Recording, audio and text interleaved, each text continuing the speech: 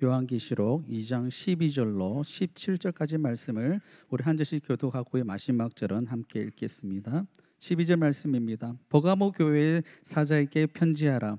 좌우에 날선 검을 가지신 이가 이르시되 내가 어디에 사는지를 내가 아노니 거기는 사탄의 권자가 있는 데라.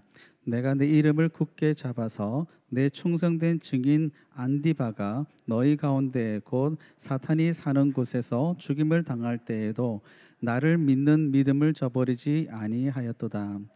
그러나 내게 두어 가지 책망할 것이 있나니 거기 내게 발람의 교훈을 가르치는 자들이 있도다. 발람이 발락을 가르쳐 이스라엘 자손 앞에 걸림돌을 놓아 우상의 제물을 먹게 하였고 또 행음하게 하였느니라. 이와 같이 내게도 니골라당의 교훈을 지키는 자들이 있도다. 그러므로 회개하라. 그리하지 아니하면 내가 내게 속히 가서 내 입의 검으로 그들과 싸우리라.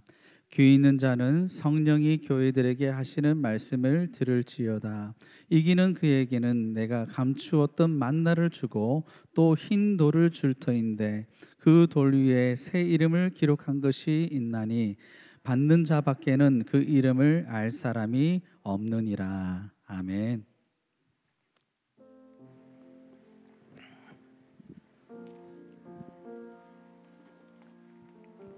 할렐루야. 오늘 주일 예배 오신 성도님들 축복합니다. 잘 오셨죠? 복된 시간입니다. 오늘 또 귀한 복된 일을 하나님이 우리 교회에 허락하셨습니다. 니카라과 단기 선교팀이 이제 오늘 출발하기 위해서 오늘 파송식을 하고 저녁 때 이제 가게 되는데요. 잠깐 좀 앞으로 나오시면 기도해 드리는 시간 갖도록 하겠습니다.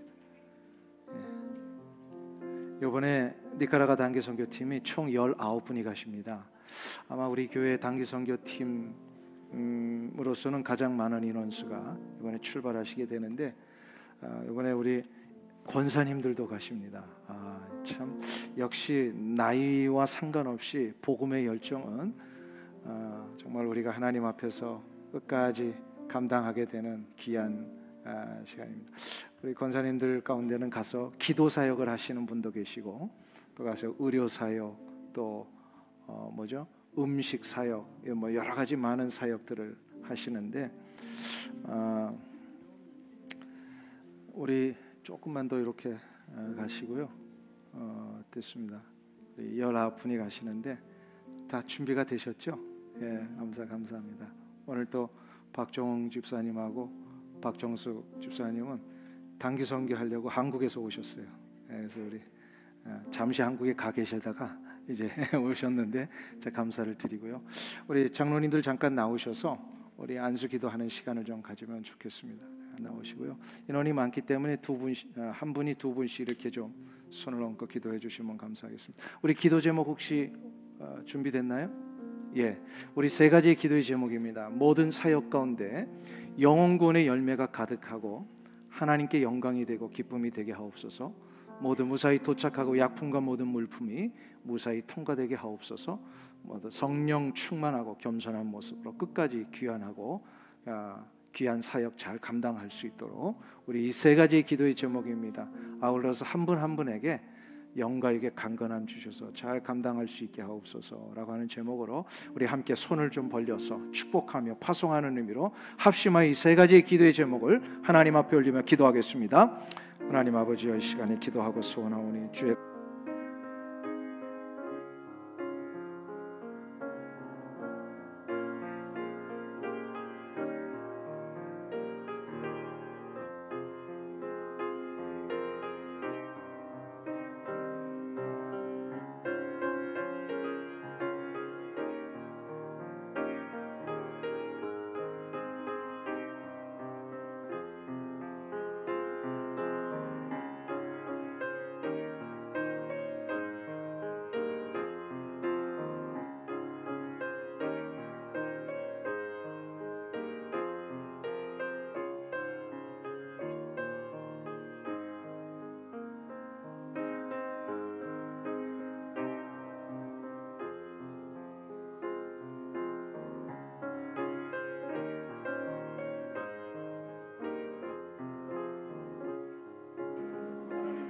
아버지 하나님 인도하여 주시옵소서. 거룩하신 주의 뜻 아버지 하나님이 인도하셔서 예배 말씀을 들을 수 있는 귀한 시간들이 되도록 은혜와 능력을 허락하여 주시옵소서.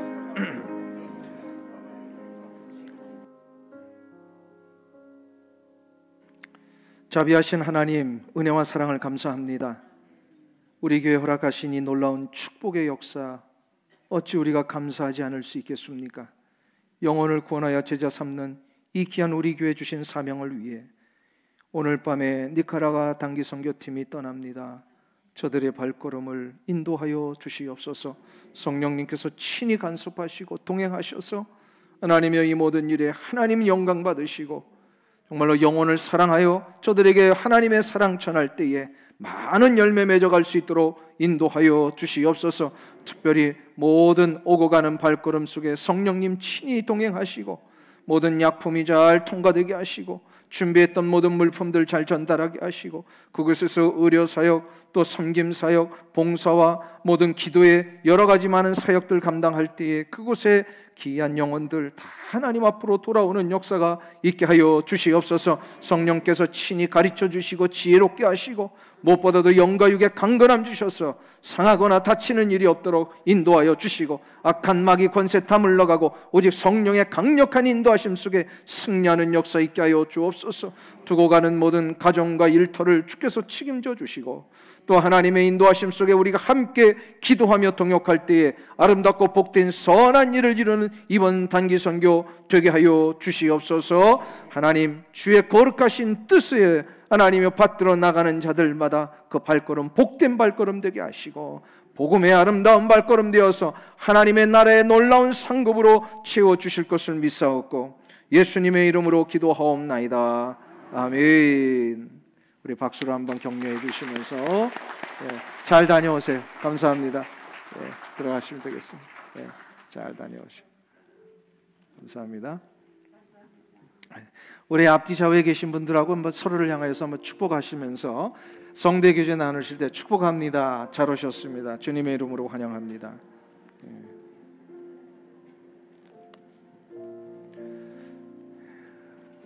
인디아 단기 선교 무사히 이렇게 다녀오신 것 감사를 드립니다.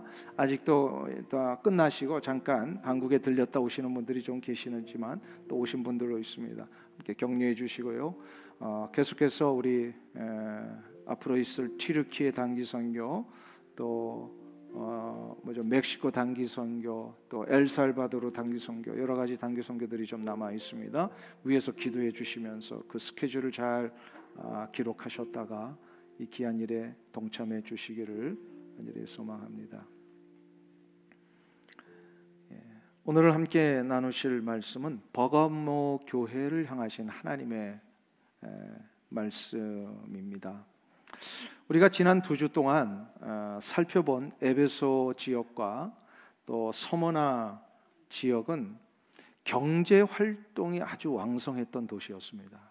그래서 도시 자체가 매우 부유했고 잘 살았던 도시 중에 하나입니다. 이에 반해서 버가모는 정치적인 활동이 아주 왕성했던 도시입니다. 그러니까 비유적으로 이야기하면 이 미국의 경제, 문화 이 활동이 아주 왕성한 도시가 뉴욕이라면 정치적인 활동이 아주 왕성했던 도시하면 어느 도시를 들 수 있죠? 워싱턴 DC 같은 그런 성격의 도시라고 생각하시면 쉽게 버가모가 어떤 도시인지 이해가 되실 것입니다. 그래서인지 이 에베소, 서머나, 버가모, 두아디라 그리고 4대 교회와 빌라델비아, 라우디게아까지 이 7개 도시와 그 교회들이 어떤 위치에 있는지를 다시 한번 지도로 오늘 한번 보시면 좋을 것 같습니다. 지도를 보실 때는 에베소부터 시작을 해서 시계 방향으로 이렇게 동그랗게 내려오면 되겠는데요. 라우디게아 옆에 골로새는 7교회에 들어가는 것은 아닙니다만 라우디게아 교회를 이해하기 위해서는 골로새 교회를 반드시 이야기할 수밖에 없기 때문에 저렇게 썼는데요. 한번 우리 다시 처음부터 7교회를 한번 우리 복습하는 의미에서 한번 소리를 내서 한번 이야기하겠습니다. 시작. 에베소, 서머나, 버가모, 두아디라, 4대, 빌라델비아, 라우디게아. 자, 그럼 지도를 내려주시고요. 우리 차례로 이제 하겠습니다. 시작. 에베소, 서머나, 버가모, 두아디라, 사데, 빌라델비아, 라오디게아. 옆에 분 컨닝하신 분들 이거를 외우는 게 쉽지 않으니까요. 제가 그 외우는 방법을 하나 가르쳐 드릴게요. 아주 쉽게 외우실 수 있어요. 한번 저를 따라해주세요. 에, 서, 버, 두, 사, 빌, 라. 에서버두 사빌라. 한번 따라하겠습니다. 시작. 에서버두 사빌라. 에서버두 사빌라. 예, 그러면 이제 벌써 다 외우신 거죠? 자, 이 순서대로 하시면은 7교회가 이제 금방 머릿속에 들어오실 것입니다. 요한계시록 2장과 3장에 이 나오는 소아시아 7교회는 매우 중요한 교회들이고요. 이 교회를 알아야만 현 시대를 살고 있는 우리 시대의 교회가 어떻게 해야 되는지를 좀 적용할 수가 있습니다. 특별히 오늘 세 번째로 살펴볼 이 버가모 교회는 해발 300m 이 높은 고지대에 위치했던 매우 멋지고 아름다운 도시였습니다. 그래서인지 이 정치적인 활동이, 그러니까 이 로마 제국을 향한 충성스러운 정치적인 활동을 했기 때문에 로마 황제의 특별한 총애를 받았던 도시가 바로 이 버가모 도시입니다. 우리 그림 두 번째를 좀 한번 열어주시죠. 지금 현재 버가모, 페르가몬이라고 하는 현재 이 지역에 가보면은 그 터가 남아 있습니다. 근데 이게 조금 확대를 하면요, 요 지점 외에는 사방팔방이 다 이렇게 밑에 계곡으로 되어 있고 멀리 산들이 있고 아주 멋지게 높은 곳에 위치해 있는 그런 도시이고요. 원형 경기장이라든지 이 많은 터들이 그냥 기초만 남아 있지만 그때 당시에 얼마나 화려했을 것인가를 가늠해 볼 수 있는 아주 귀한 도시입니다. 자, 그러면 두 번째로 한번 보실 때에 그림을 두 번째로 보세요. 이게 조금 그 위에를 확대해서 본데요, 많은 신전들이 있었던 곳입니다. 이 높은 고지대에 저것도 다 엄청난 대리석으로 만들어 놓은 신전들인데요, 이 신전들이요 얼마나 신이 많았는지 뭐 제우스 신전, 아데미 신전, 뭐 바카스 신전, 하여튼 웬만한 이 로마의 신전들이 많이 있었고요, 또 황제 신전도 있었던 곳입니다.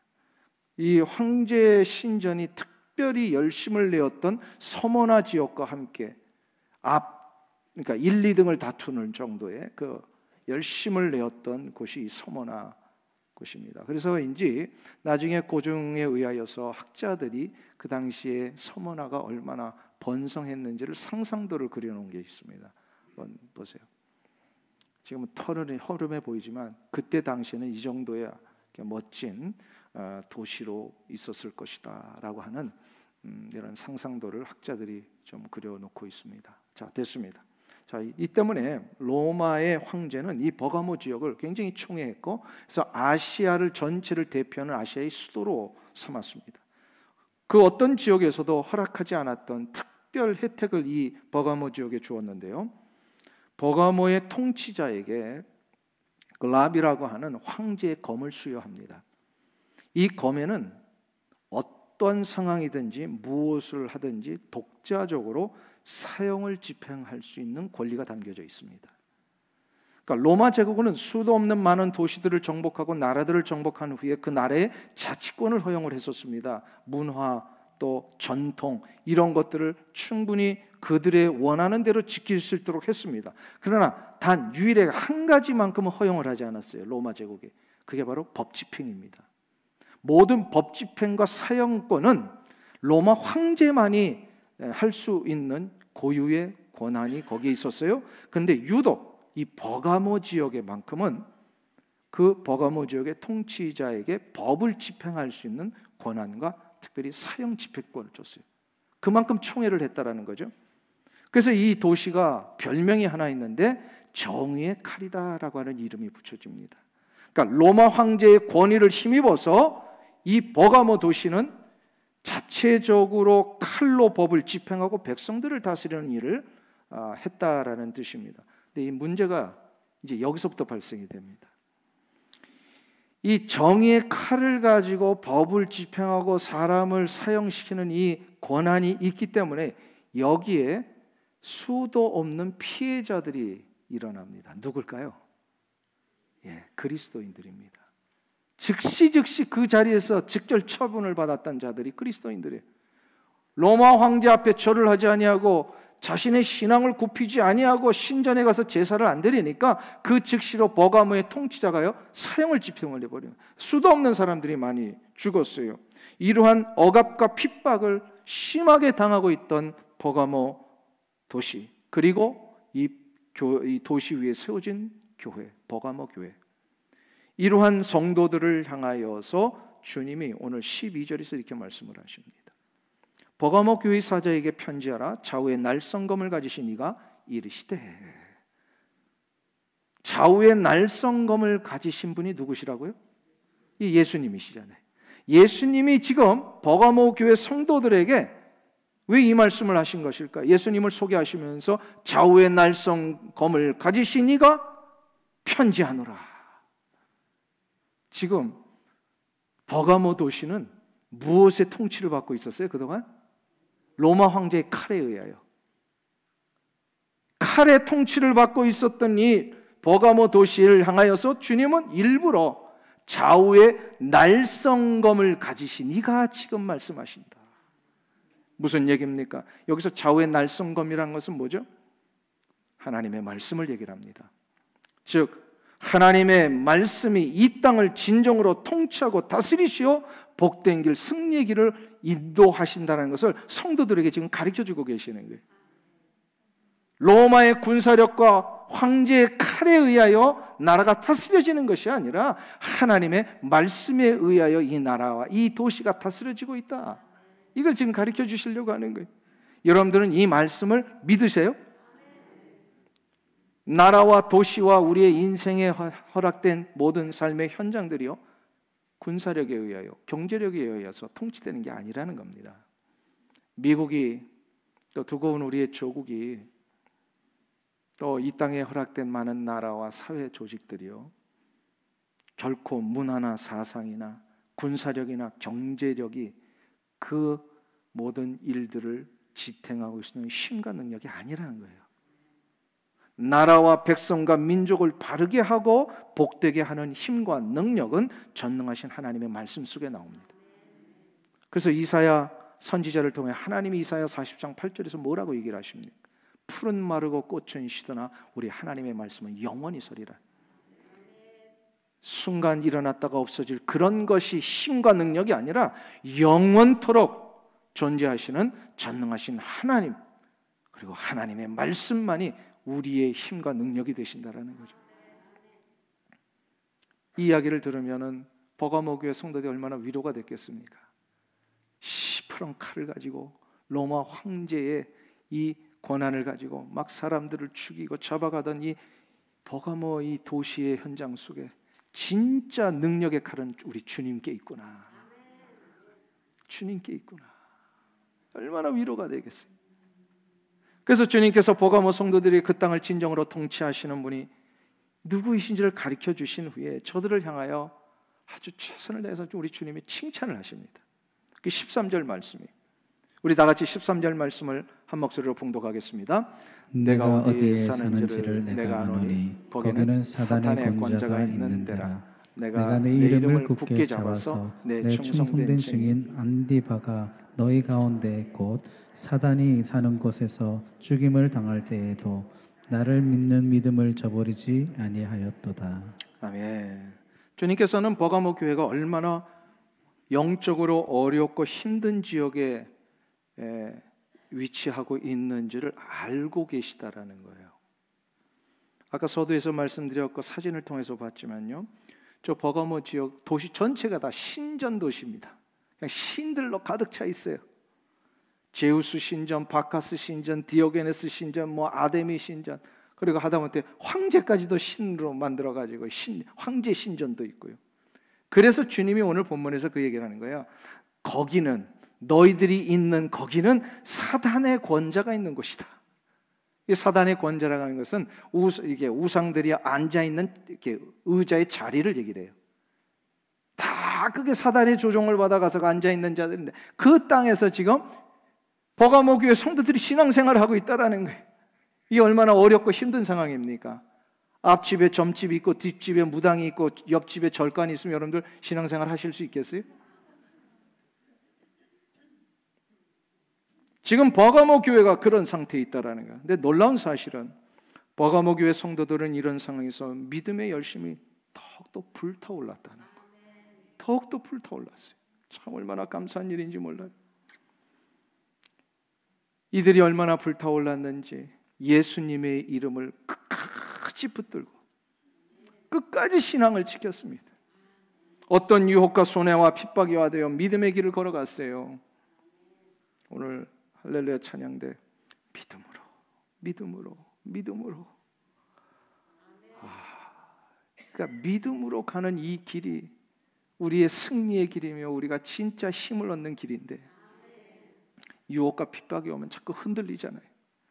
믿음을 자꾸 타협하고 싶고 그냥 현실적인 문제 앞에 들어가면 자꾸 우리가 뒷걸음질 치게 되고 그런데 이 버가모 교회 성도들은요 그렇게 수도 없는 우상과 신전에 질비하고 있는 곳에서도요 끝까지 예수님의 이름을 붙들었다. 그리고 믿음을 끝까지 걸어갔다. 믿음의 길을. 이런 열심과 희생 때문에 안디바라는 순교자까지 나왔다는 겁니다. 안디바가 정확하게 누구인지 성경에는 언급되지는 않습니다. 많은 학자들이 사도 바울의 제자 중에 한 사람이지 않았을까라는 이야기도 합니다. 주님은 이것을 매우 기뻐하고 칭찬하셨습니다. 우리 오렌지 카운티 한인교회가 우리 주 예수 그리스도의 이름을 끝까지 붙들고 믿음의 길을 끝까지 걸어가시길 축원합니다.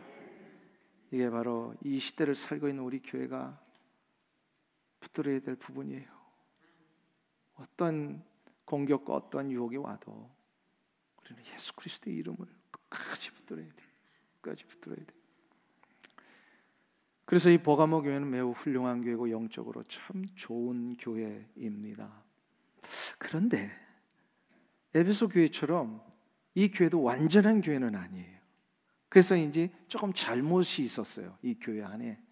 그거를 주님이 14절과 15절에서 책망할 것이 하나 있다. 너희들 좀 혼날 일이 하나 있다. 이렇게 말씀을 하신 거예요.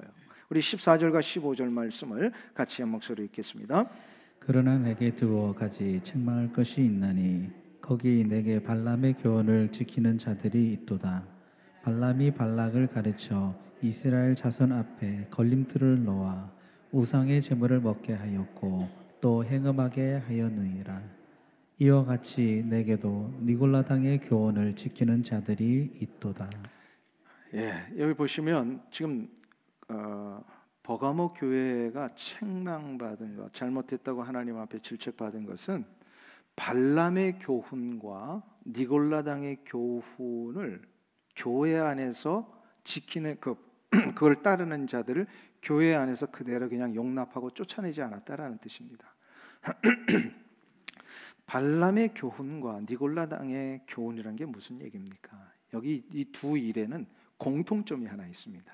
바로 뭐냐면 신앙인들을 미혹시켜가지고 타협하게 만들고 그걸 결국은 죄 가운데 빠지게 만드는 일을 했습니다. 이 두 일이.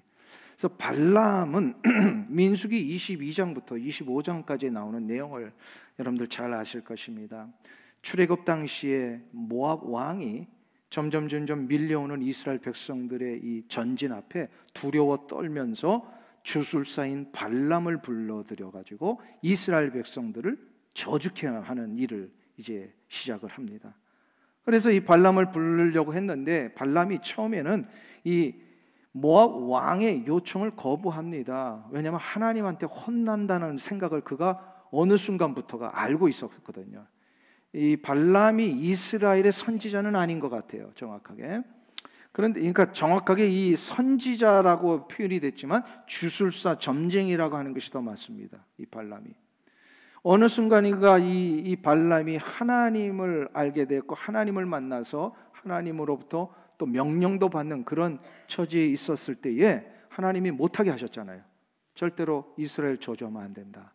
근데 이 모압 왕이 주는 이 뭐죠?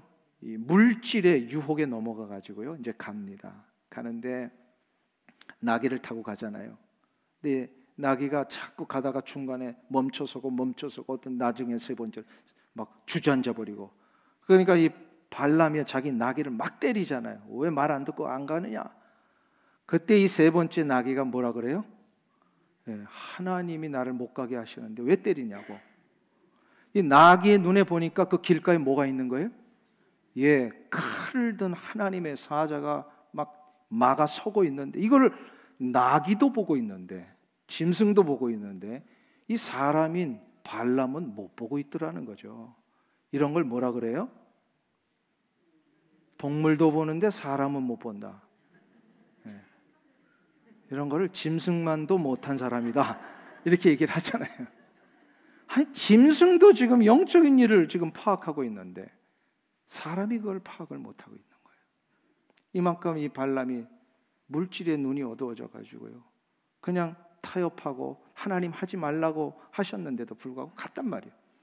가서 하나님이 아주 강력하게 역사하셔서 무서워 가지고요, 저주는 못하고 오히려 축복을 하고 이제 돌아갔는데, 돌아가면서 어떤 일을 합니까?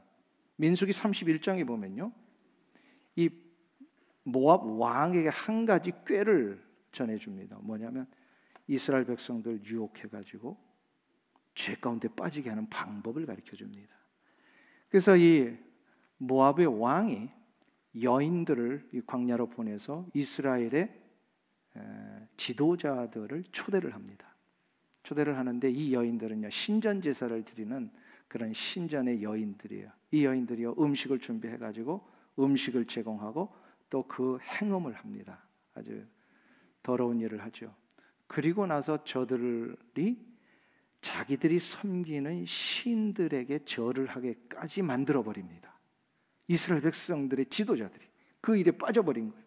하나님이 이 일에 아주 진노를 하셔서 그 자리에서 전염병을 뿌리시고 수만 명을 죽여버리십니다.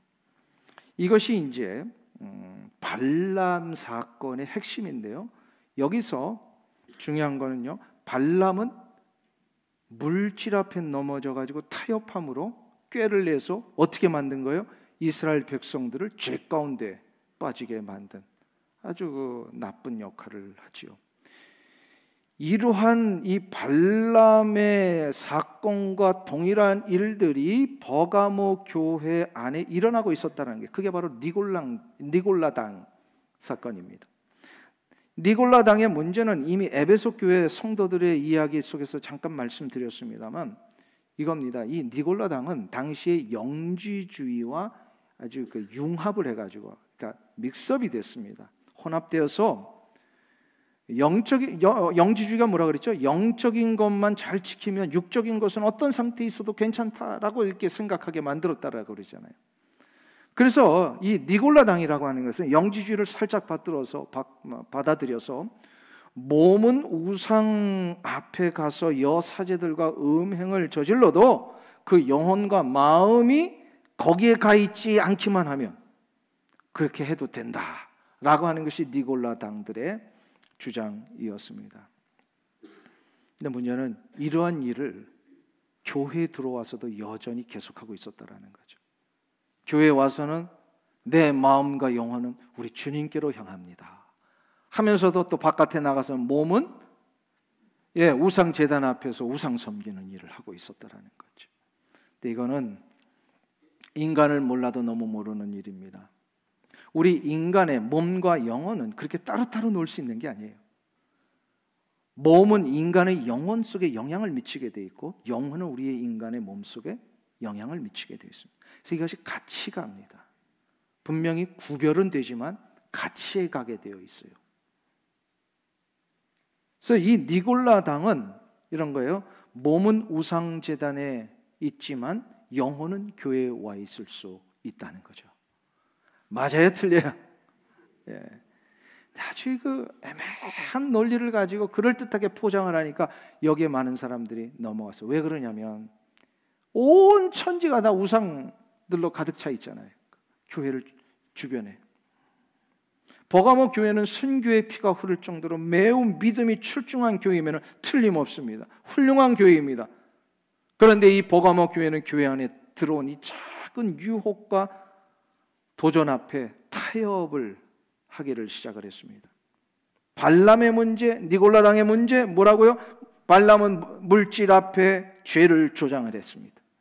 니골라는 바로 진리의 기준을 흐리게 만들고 교회 생활을 타협해 만들었습니다. 실은 이 시대에 교회들이 이 문제 앞에 실은 넘어지지 않기 위해 노력해야 된다는 거예요. 교회들이 잘못하면 이 문제 앞에 다 넘어집니다. 큰 명분과 대의 앞에서는요, 어느 누구도 반대할 사람이 없어요. 큰 비전, 하나님의 나라의 확장과 복음의 역사를 위해 갑시다. 여기에 반대하는 사람 있어요, 없어요? 우리 교회 안에 없어요. 이거 반대하면 이건 공산당이지. 그렇잖아요. 하나님의 나라의 확장을 위해 삽시다. 영혼의 구원을 위하여 삽시다. 하나님의 영광을 위하여 살아야 합니다. 이거는요, 다 동의하고 다 그렇게 가야 된다고 다 같이 가고 있잖아요. 근데 문제는 뭐냐면 그런 큰 대의 명분은 다 그런데 작은 실리 앞에 나의 육체가 조금만 힘들어지고 나의 시간이 조금만 손해가고 내가 가지고 있는 물질과 나의 삶의 현장 속에 조금이라도 막 힘이 들고 불편해지고 방해가 오면 우리는 자꾸 타협을 하더라는 거죠. 타협을 해요. 선교를 하고 전도를 하고 양육과 훈련을 받는 일에는 다 하나가 되지만 실제로 이 예배를 마치고 일상의 삶으로 돌아가서 나의 일터에서 나의 가정에서 세상 사람들과 만날 때 나는 과연 하나님 앞에 부끄러움 없이 타협 없이 세상과 타협하지 아니하고 이 길을 가고 있는가 한번 생각해 봐야 합니다. 과연 나는 그리스도인으로서 삶의 현장에서 이 작은 일, 사소한 일, 나의 실리의 문제가 막 도전해오는 이 일들 앞에 나는 흔들림 없이 정직하고 거룩하게 살고 있는가? 이걸 우리가 한번 생각해 봐야 합니다. 최근에 재밌는 글을 하나 읽었습니다. 이런 내용인데요. 한 교회의 성도가 한국에서 있었던 일입니다. 목사님에게 찾아와서 다음과 같은 고백을 했답니다. 이분이 회사를 다니는데 한국의 회사들은 아마 큰 회사들은 구내 식당이 있는 것 같아요. 자신은 회사 구내 식당에서 점심밥을 먹을 때마다 식사 기도를 하지 않는다고 합니다. 그래서 목사님이 왜 그러십니까? 물었더니 자신이 기도를 드리려고 눈을 감으면 자기가 예수님을 믿는다는 이 사실을 사람들이 알게 될 것이고 그렇게 되면 회사에서 자기가 혹시나 실수하거나 업무상 잘못을 할 때 하나님의 영광을 가릴 것 같기 때문에 안 한다는 거예요. 이게 맞는 얘기 같기도 하고 좀 어디가 뭔가 좀 아닌 것 같기도 하고 그렇잖아요. 자기가 예수 믿는 사람인데 잘못하면 하나님 영광 가리잖아요. 그래서 이 사람이요, 자기가 예수 믿는 사람인데 만일에 실수하고 이런 일이 있으면은 편안하지가 않다는 거예요. 그래서 동료들과 마음껏 어울릴 때도 힘이 들고 그래서 회사 생활이 어려워질 것 같아서요, 그리스도인이라는 사실을 아무도 모르게 숨기며 사는 게 낫겠다라고 해서 자기는 점심시간에 회사 동료들과 밥 먹을 때 기도하지 않는다는 겁니다. 혹시 여기서 점심 먹을 때 기도 안 하시는 분 계세요? 이분의 말을 여러분들은 어떻게 생각하십니까? 맞는 것 같습니까? 아니면 뭔가 조금 빠진 것 같으세요? 뭐가 좀 문제가 있는 것 같아요? 아니면 맞는 말인 것 같아요? 무슨 문제입니까 이게? 그러니까 이분은 큰 대의와 명분은 맞아요. 그리스도인으로서 하나님의 영광을 가리는 일을 안 하겠다는 건 맞아요. 그죠? 그건 맞는데 그거를 구체적으로 삶의 현실에서 실천할 때의 그 실천의 방법이 어떻게 된 거예요? 자기의 실리를 위해서 타협을 해버린 거예요. 그러니까 이분이 명분과 실리라고 하는 작은 현실 속에 이거를 잘 조화를 시키는 방법을 모르고 그냥 작은 것에 이제 타협을 시작하였습니다. 실은 이것은 편의주의입니다. 이것은 타협입니다. 믿음 생활을 하고 그리스도인으로 산다라고 하는 것은 내가 원하는 대로, 내가 하고 싶은 대로, 내가 편한 대로 결정하고 행동하는 것이 아닙니다. 만일에 그렇게 산다면 그것은 나도 모르는 사이에 니골라 당의 교훈을 내 삶의 현장으로 끌어들이는 것과 똑같습니다. 참 믿음의 길, 참 신앙의 삶을 살기 위해서는 편의주의와 타협주의를 몰아내야 합니다. 많은 신앙인들이 이 부분에 좀 약한 것 같아요. 크고 명분 있는 대의는 잘합니다. 우리 교인들도 보면요, 이런 일을 너무 잘하세요. 그러나 우리의 삶의 현장으로 돌아갔을 때 우리는 잘 모르잖아요. 누가 어떻게 사시는지. 저도 잘 몰라요. 그러나 혹시나 작은 일에 소홀히 여겨서 진리 앞에 내가 혹시 타협하고 있다면 지금 버가모 교회를 향하여 주님이 하신 말씀을 우리가 다시 한번 받아들여야 합니다.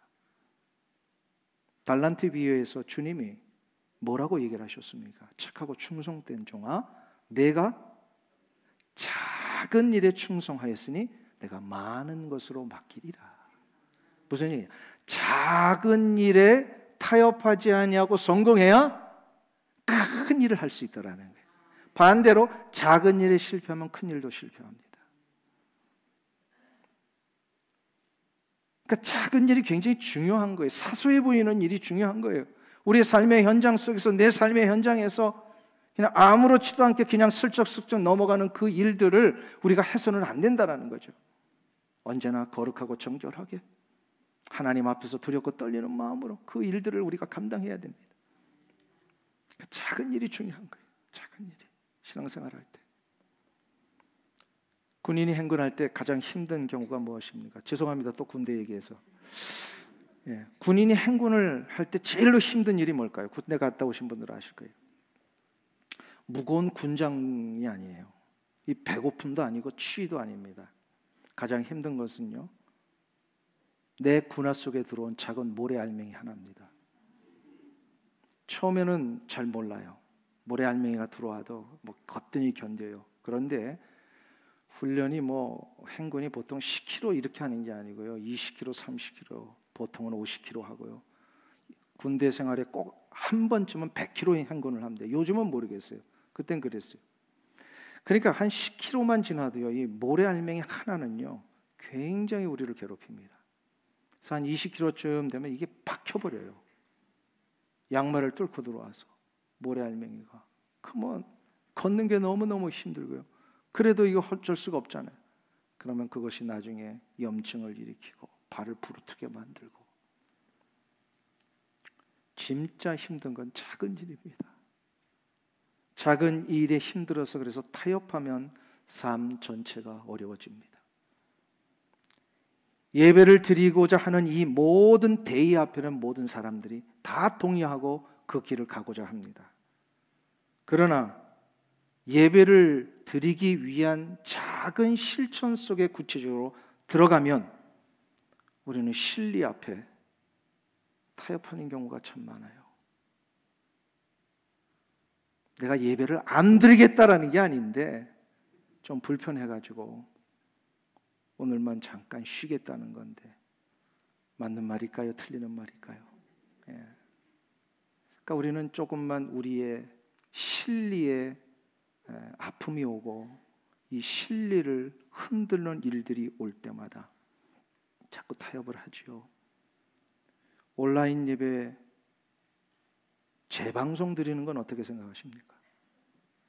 온라인 예배를 그 자리에서 같이 한 게 아니라 나중에 재방송을 틀어놓고 그냥 예배 드리시는 건 어떻게 생각하세요? 예배가 과연 무엇일까? 그냥 방송을 틀어놓는 게 예배일까? 한번 좀 잘 생각해 보시면, 제가 이것 때문에 최근 몇 주 동안 좀 고민을 많이 했어요. 우리가 온라인 예배를 했잖아요. 근데 이걸 어떻게 정리를 해야 될까 참 고민이 많았습니다. 근데 어저께 그 교단 세미나가 있어 갔는데 어떤 목사님이 똑같은 고민을 하시는데 이런 고백을 하셨어요. 우리가 팬데믹 기간 동안에 이 대면 예배를 중단을 하고 온라인 예배를 드린 거는 그 아주 급한 소나기를 피한 거하고 똑같다. 그 이제 비유를 하시더라고요. 소나기가 쏟아질 때는 어쩔 수 없이 비를 피할 수밖에 없었지만 소나기가 그치면 어떻게 된다는 거예요? 다시 원래 자리로 돌아와야 되는 거죠. 여러분들 지금 소나기 그쳤습니까? 안 그쳤습니까? 소나기가 그쳤어요? 안 그쳤어요? 어떤 분은 그친 분도 있고 안 그친 분도 있고 예. 여러분들이 한번 잘 생각해 보세요. 정말로 어쩔 수 없는 상황이기 때문에 우리에게는 온라인 예배라는 것이 주어졌지만 이제 소나기가 다 그쳤습니다. 그렇기 때문에 우리는 마땅히 해야 할 우리의 실천들을 하는 것이 하나님 앞에 옳다라고 저는 믿습니다. 주의를 안 지켰다라는 것이 아니고 선교를 안 하겠다라는 것이 아니라 주의를 지키며 선교를 하기 위해서는 그것을 위한 작은 실천, 구체적인 내 삶의 작은 일부터 하나님 앞에 이제 이루어 나가야 합니다. 그래서 만일에 이것이 되어 있지 않다라면 타협과 실리 앞에 자꾸 무너지는 이 일들이 있다면 오늘 주님은 그 문제를 해결하는 방법을 가르쳐 주십니다. 그게 오늘 16절이에요. 거기 보시면 뭐라고 얘기를 했어요? 예, 그러므로 회개하라. 그리하지 아니하면 내가 내게 속히 가서 내 입의 검으로 그들과 싸우리라. 이렇게 말씀을 하십니다. 여기서 회개하라고 하는 것은 단순히 내가 잘못했습니다라고 말만 하라는 뜻이 아닙니다. 회개는 내가 얼마나 죄된 본성 가운데 조금만 실리가 손해를 볼 것 같으면 타협하고자 하는 이 죄된 본성이 있다라는 것을 우리가 인정하라는 겁니다. 내 죄된 본성이 이게 있어요. 조금만 힘들면 시간 타협할 수밖에 없고 조금만 힘들면 그냥 편안하게 뭔가를 해보려고 하는, 예배도 그렇게 드리려고 하는 이러한 본성이 내게 있다는 걸 인정을 해야 된다는 겁니다. 그리고 내가 편한 대로 내가 원하는 대로 행동하고 결정하는 것이 이게 하나님 앞에 잘못된 것임을 깨달아 우리는 그것을 어떻게 하라는 거예요? 하나님의 사유하심의 은총을 구하라는 거예요. 이게 바로 회개입니다. 하나님 잘못했습니다. 내가 편의주의로 갔습니다. 그리고 나서 이 회개를 하면 하나님은 어떻게 되세요? 하나님 미쁘시고 의로우사 우리의 죄를 용서하십니다. 용서하시고 나면 우리는 해야 할 결단이 있습니다. 다시는 그 길로 돌아가는 게 아니라 완전히 우리의 삶을 이제 턴백 해가지고요, 돌아서서 다시는 그런 일에 매이지 않겠다고 결단하며 끊어내야 합니다. 이것이 발람의 교훈, 니골라당의 교훈을 몰아내는 방법입니다. 이런 결단을 하는 자에게 오늘 주님이 놀라운 축복의 말씀으로 약속하고 계십니다. 17절을 우리 다 같이 한 목소리로 읽겠습니다. 귀 있는 자는 성령이 교회들에게 하시는 말씀을 들을지어다. 이기는 자에게는 내가 감추었던 만나를 주고 또 흰돌을 줄 터인데 그 돌 위에 새 이름을 기록한 것이 있나니 받는 자밖에는 그 이름을 알 사람이 없느니라. 아멘. 돌이켜서 작은 일에 타협하지 아니하고 정말 하나님이 원하시는 이 신앙의 길, 믿음의 길을 가는 자들을 주님은 이기는 자다라고 하셨어요. 이기는 자에게는 오늘 본문에 두 가지를 주시겠다. 뭡니까? 감추었던 만나를 주시겠다 하십니다. 감추었던 만나가 뭐예요? 만나는 광야 생활 동안에 하나님이 이스라엘 백성들을 먹이셨던 하늘의 음식입니다. 근데 감추었다라고 그랬어요. 이건 무슨 얘기냐면 구약의 백성들에게는 이 만나의 의미가 그냥 희미하게 전해졌다라는 거예요. 그러면 희미했던 것을 분명하게 이제 밝히시는 때가 오죠. 언제예요? 신약에 들어와서 예수 그리스도 때문에. 그래서 요한복음에 보면요, 예수님은 생명의 떡이라고 하셨어요. 즉 구약의 만나가 결국은 예수님을 가리키는 일이었어요. 왜 이 만나를 통하여 예수님을 가리키신 걸까요? 이 땅에 먹고 마시는 일로 인하여 우리는 배부름을 해결할 수 있다고 생각하는데 진짜 영원한 배부름, 영적인 부요, 어떤 상황과 현장에서도 흔들리지 않는 진짜 참된 만족은 우리 주 예수 그리스도를 통하여 이루어진다는 거예요. 그래서 예수님이 생명의 떡이고 만나이세요. 이거를 누구에게 주시겠다고요? 예, 우리가 아니라 이기는 자에게. 아무나 다 주시는 게 아니에요. 니골라 당을 몰아내고 발람의 교훈을 몰아내고 타협하지 아니하고 작은 일부터 굳건히 실천하는 자에게 이 축복을 주신다. 그리고 또 하나 주십니다. 힌도를 주시겠다. 이 힌도는 로마 제국하에 일어났던 배경을 알아야 합니다. 당시 원형 경기장마다 투사들이요, 맹수하고 싸우든지 아니면 다른 투사와 싸워서 이길 때에 그 지역의 최고 권력자가 이긴 자에게 힌도를 던져줍니다. 그러니까 힌도리라고 하는 것은 이긴 자에게 주시는 증표예요. 근데 이 힌도를 받으면 그 자리에서 이 노예 투사들이 자유함을 얻습니다. 해방이 되는 거예요. 노예살이가 풀려지는 거예요. 즉 이기는 자들에게 주님이 이 힌도를 주시겠다라고 하는 것은 세상에 그 어떤 삶을 살아도 해결되지 아니하고 그 늘 속박받았던 우리의 이 억압된 삶, 두려운 삶, 힘든 삶, 그래서 뭔가 자꾸 매여가는 듯한 이 인생들이요, 피곤한 삶이 이기는 자에게는요, 힌도를 주심으로 인하여 참 자유와 해방을 얻게 됩니다. 주의 영이 계신 곳에는 참 자유가 있느니라 그러셨어요. 그렇기 때문에 이 힌도를 받는 자만이 알아볼 수 있는 이 이름이 새겨져 있고, 이 이름은 참 자유와 해방을 맛본 자들이 이 세상을 사는 동안에 누리다가 결국 하나님의 거룩한 날에 어린 양의 잔치에 우리 모두가 다 들어갈 수 있는 티켓이 됩니다. 사랑하는 성도님 여러분, 니골라 당을 몰아내십시오. 내 안에 있는 니골라, 내 안에 있는 발람을 몰아내셔야 됩니다. 이것이 이 땅에 우리 성도들이 승리할 수 있는 비결이며 소망 가운데 살 수 있는 능력인 줄로 믿습니다. 기도하겠습니다. 하나님 아버지, 이 땅의 삶은 끊임없는 영적 전투의 삶임을 우리가 합니다. 하나님의 나라와 복음의 역사를 위해 사는 이 삶을 사는 데 있어서 우리가 때때로 놓치고 있는 내 삶의 작은 부분에 혹시나 타협하고 있는 것은 아닌지 하나님 돌아보기를 원합니다. 그리하여 작은 실리 앞에, 작은 물질 앞에, 작은 시간과 삶의 현장 속에 나를 손해있게 하고 나를 흔들어 버리는 이런 많은 공격들, 하나님의 우리가 흔들리지 아니하고 이기며 나가기를 원합니다. 그리하여 내 안에 있는 니골라 당을 몰아내며 발람을 몰아내어 주께서 주시는 참된 부요와 만족을 얻으며 살기를 원합니다. 우리에게는 예수 그리스도께서 주시는 참 자유가 있사오니 이 해방된 자로서 이 세상을 이기며 승리하며 가는 곳곳마다 하나님의 살아계심을 보여주며 살아갈 수 있는 우리의 삶이 되게 하여 주시옵소서.